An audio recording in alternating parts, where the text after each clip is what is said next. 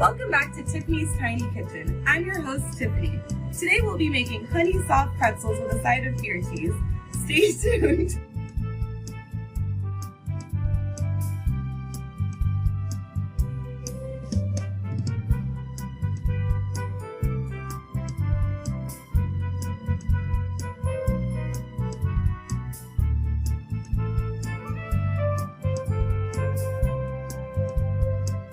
Okay, so the first step is to put 1 pack of yeast in a small bowl, as seen here.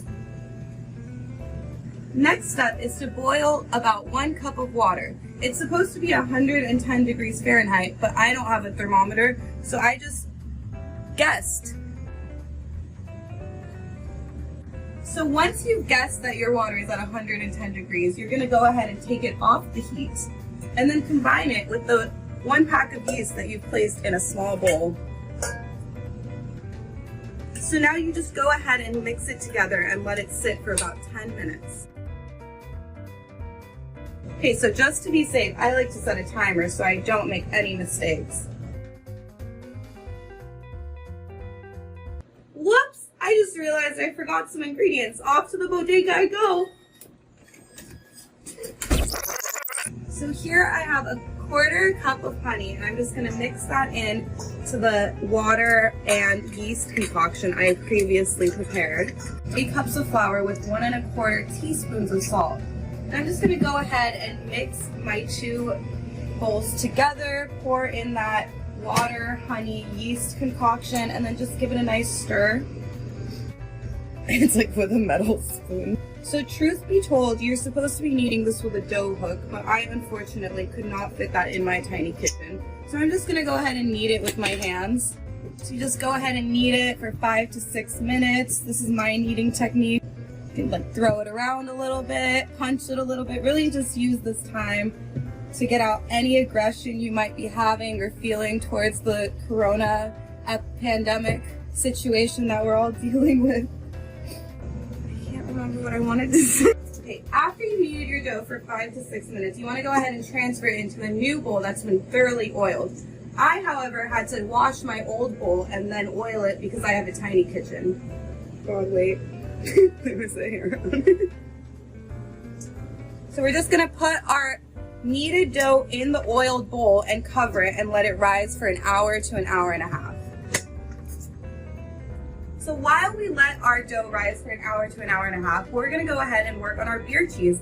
And more importantly, my favorite, cocktail hour!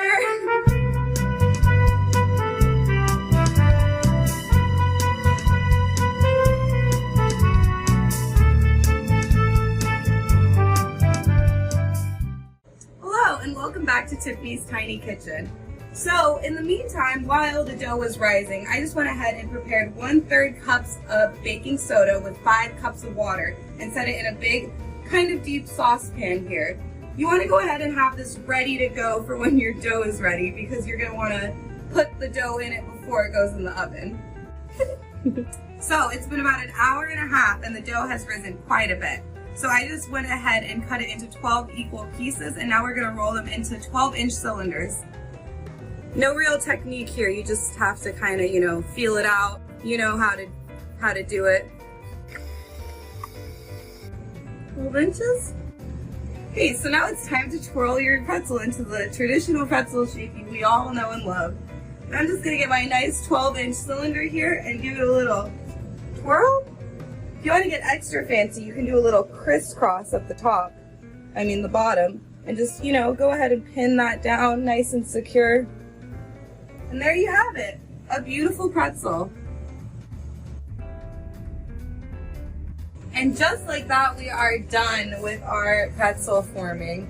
So now we're just gonna go ahead and put these pretzels in the baking soda solution as seen here. And then you lay that down on a cookie sheet with a little parchment paper that you've prepared earlier. And then just continue to do this with all the pretzels. After you dip all your pretzels in the baking soda solution, we're ready to put them in the oven. So I went ahead and preheated the oven prior to this to a good 400 degrees and just let that heat on up.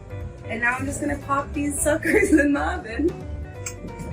So again, since I have a tiny kitchen, my cookie sheet doesn't quite fit. So I just, angle it a little bit and get it in there, and most of the time it works out just fine.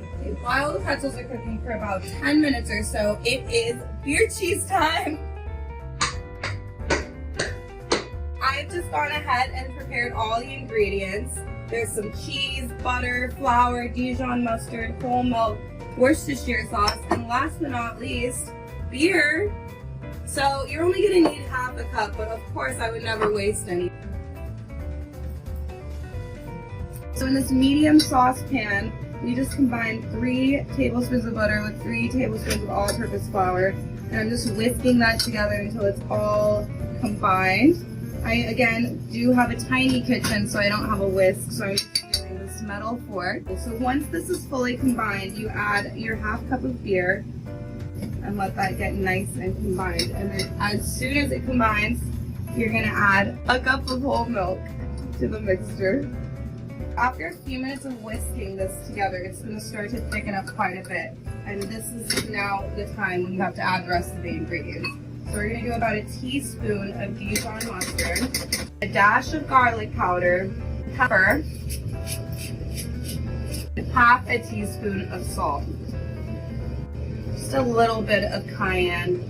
You can always add more if you like a little kick to your food. Last but not least, you need to add the most important, crucial ingredient. This is Worcestershire sauce. My personal favorite brand is Lee & Perrins. So you just add about half a teaspoon to a whole teaspoon into the mixture.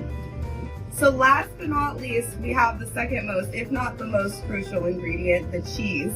This is where the magic really happens.